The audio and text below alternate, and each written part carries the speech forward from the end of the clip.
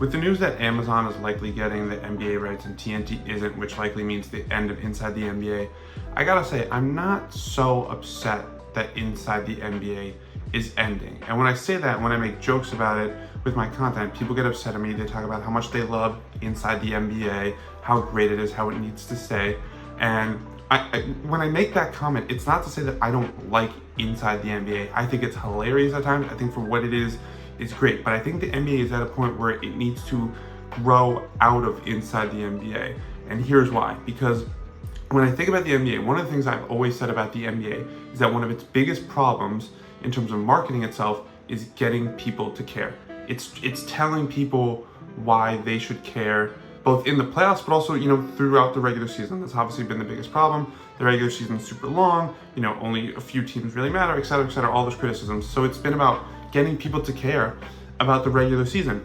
And when you think about what the Inside the NBA is, and how it's not basketball analysis. It's just not. It's three former basketball players, two legends of the game, just sitting around talking. And when you have, when you're trying to get fans to care, it's not a good look for the NBA if one of your flagship pillar TV programs, because that's what TNT is, right?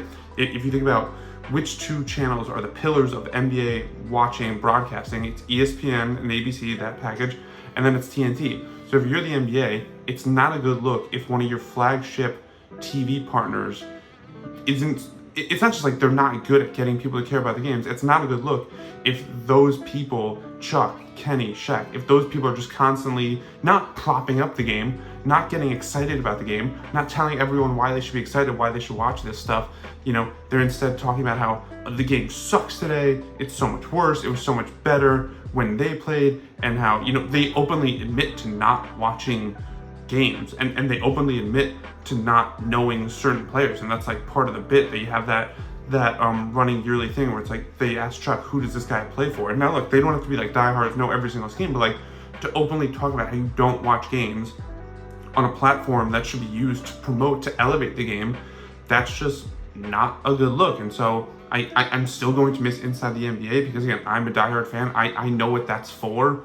I understand, like, it's for comedy, but casual NBA fans who are just trying to figure out, like, where to watch, how to watch, what should I care about, it's not good for them that one of the flagship pillars is telling them that everything sucks, nothing's worth watching.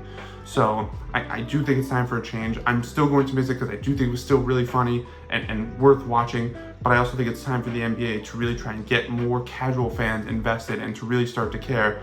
And I'm excited to see how they pivot to that with Amazon, going back to NBC, hopefully bringing in more analysts, guys who can talk about the game, but also celebrate the game and do both in a way that feels normal and accessible to everyone. And so I'm excited to see that. So like this thing, it can be both. Like I could be excited about what's to come, but I could also still be upset that it's ending. Like it can be both, but I think it's time.